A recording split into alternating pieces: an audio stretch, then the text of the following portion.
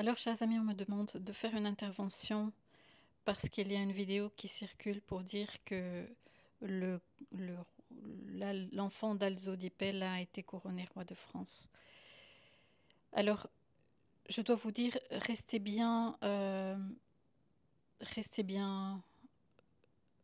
avec votre sang-froid parce que les temps sont de la plus grande confusion. Je vais vous lire plusieurs prophéties sur comment ça se passera avec le grand monarque et le pape Angélique pour que vous ayez des éléments pour discerner ce qui se passe en ce moment. Alors, une prophétie de Saint Vincent Ferrier, qui est donc le saint qu'on appelait le saint de l'Apocalypse. J'ai fait une vidéo sur ce saint, dont je peux mettre le lien dans la vidéo ci-dessous.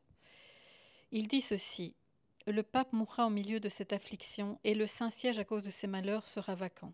On parle ici en fait de Benoît XVI. Ensuite sera suscité le pasteur Angélique. Ce saint pontife couronnera un roi de France en lui décernant le titre d'empereur. Donc le roi de France n'est pas quelqu'un qui s'autodésigne en disant « Regardez, je suis le roi de France » ou qui se fait couronner. C'est le saint pontife qui le couronne. Donc c'est celui qu'on appelle le pape Angélique qui couronnera le grand monarque. Et ensemble, ils réformeront l'Église, etc. Alors ici, je vous lis maintenant la prophétie du bienheureux Bernard de Boustis. Un certain roi des plus puissants de la chrétienté qui surgira en un temps rapproché de l'Antéchrist en viendra au plus violent conflit avec l'Église. Donc on ne parle pas ici du grand monarque, mais de quelqu'un qui va abreuver de tribulation l'Église. Et il va produire un schisme parce qu'il va vouloir élire un antipape. Eh bien, ce roi, pour moi, c'est Barack Obama, qui vient, donc on sait que c'est les États-Unis qui ont fait pression sur l'Église et qui ont fait élire un antipape. En ce temps, il se produira un schisme au sein de l'Église à l'occasion de l'élection du pape parce qu'il s'en créera plusieurs. Et dans ce nombre, il y en aura un qu'il fera nommer, qui ne sera pas le vrai pape, et qui en viendra à persécuter le vrai pape et tous ceux qui lui obéiront, de telle sorte que la majorité se déclarera plutôt pour l'antipape que pour le vrai pontife.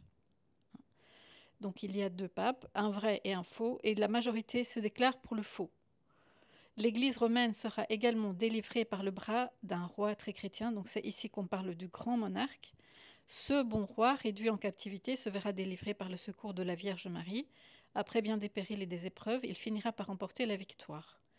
Le pape Angélique siégera alors, posera sur la tête de ce roi la couronne impériale. Donc c'est le pape Angélique qui le couronne. Encore une deuxième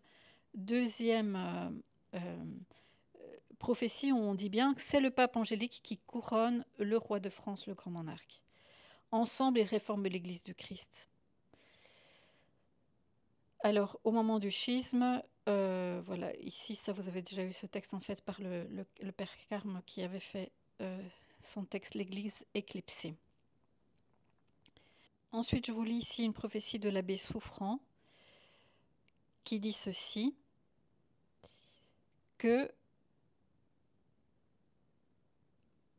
vous verrez trois partis en France, deux mauvais et un bon. Les deux premiers feront beaucoup de mal dans Paris qui sera détruite, et dans le nord et le midi de la France. Ensuite paraîtra le grand monarque, qui sera un lys amené par le pontife saint. Donc c'est le pontife saint, le grand le pape Angélique qui amène le grand monarque. Et ça se passe après la guerre civile. Donc, ensuite paraîtra le grand monarque qui sera un lys amené par le pontife saint et un prince du nord qui se convertira, mais il viendra par le midi de la France. La venue de ce grand monarque sera très proche lorsque le nombre des légitimistes restés vraiment fidèles sera tellement petit qu'à vrai dire on les comptera. Un général, un petit noble de la Loire inférieure jouera un rôle important pour le rétablissement du grand monarque, il le ramènera.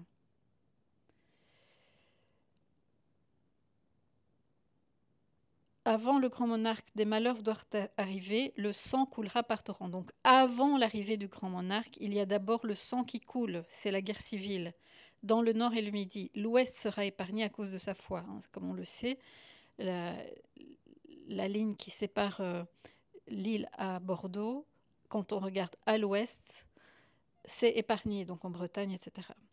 Mais le sang coulera tellement au nord et au midi que je les vois couler comme la pluie dans un jour de grand orage, et je vois les chevaux ayant du sang jusqu'aux sangles.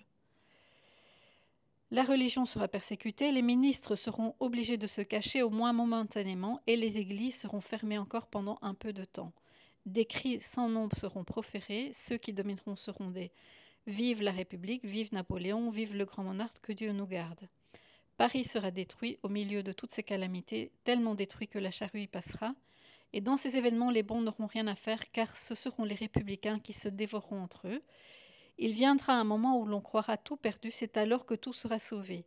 Car entre le cri tout est perdu et tout est sauvé, il n'y aura pour ainsi dire pas d'intervalle, le temps de virer une galette. Les puissances étrangères s'armeront, marcheront contre la France, la Russie viendra abreuver ses chevaux dans le Rhin, mais ils ne passeront pas le Rhin. Les généraux français déposeront les armes dès que le grand monarque sera montré, et le grand monarque est de la branche aînée des Bourbons, confère Notre-Dame de tous les peuples à Amsterdam, il est issu d'une branche d'un rameau coupé. Il ne fera que prendre la couronne pour la placer sur la tête de son héritier direct. Le grand monarque fera des choses si extraordinaires que les plus incrédules seront forcés de reconnaître le doigt de Dieu. Ce monarque réformera tout, fera un code nouveau, une nouvelle noblesse, et tous ses actes seront si parfaits que tous les autres souverains lui seront soumis. Il aura une magnifique puissance, il n'y aura plus, pour ainsi dire, que deux empires en Europe, l'Empire d'Orient et l'Empire d'Occident. Sous le grand monarque, la religion sera honorée et Dieu sera glorifié, comme il ne l'a pas été depuis des siècles. Alors,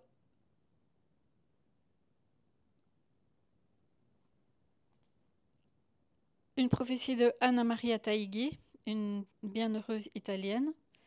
Après les ténèbres, Saint Pierre et Saint Paul descendront des cieux, prêcheront dans tout l'univers et désigneront le pape. Donc le pape angélique, lui, est désigné par Saint Pierre et Saint Paul, de façon miraculeuse. Une grande lumière jaillissant de leur personne ira se déposer sur le cardinal futur pape. Saint Michel Archange, paraissant alors sur terre sous forme humaine, tiendra le démon enchaîné jusqu'à l'époque de la prédication de l'Antichrist. En ce temps-là, la religion s'étendra par tout son empire, etc. Donc le futur pontife sera élu d'une manière extraordinaire, il fera des réformes. Ce pontife choisi selon le cœur de Dieu sera assisté par des lumières spéciales. Il aura le don des miracles, etc. Anne-Catherine Emmerich dit que les attaques de la franc-maçonnerie sous figure d'une immense foule de démolisseurs démolissent la basilique Saint-Pierre, pendant que d'un autre côté, sous la direction du pape, les catholiques et le clergé travaillent à sa reconstruction. Et puis apparaît la Sainte Vierge qui couvre l'église de son manteau, arrête le travail de démolition pendant que celui de reconstruction se continue avec plus d'ardeur. L'édifice bientôt restauré, un nouveau pape s'avance escorté d'une procession. Il était plus jeune et beaucoup plus sévère que son prédécesseur. Il fut reçu en grande pompe. Il s'apprêtait à consacrer la basilique quand j'entendis une voix dire que cette consécration n'était pas nécessaire, la plus grande partie de l'édifice ayant été épargnée. On allait célébrer une double solennité, un jubilé universel et la renaissance de l'Église. L'église de Saint-Pierre m'apparut de nouveau avec sa haute coupole, et l'archange Saint-Michel planait au-dessus de la basilique, tout rayonnant, couvert d'une robe empourprée comme le sang, tenant déployé à la main l'étendard des combats.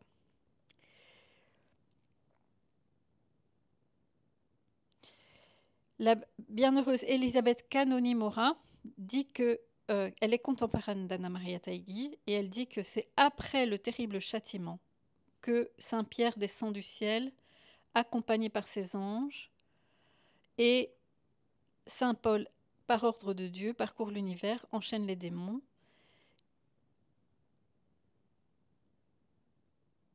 Donc tout ceci se passe après le châtiment. Ils choisissent un nouveau pontife. Et voilà. Donc vous voyez que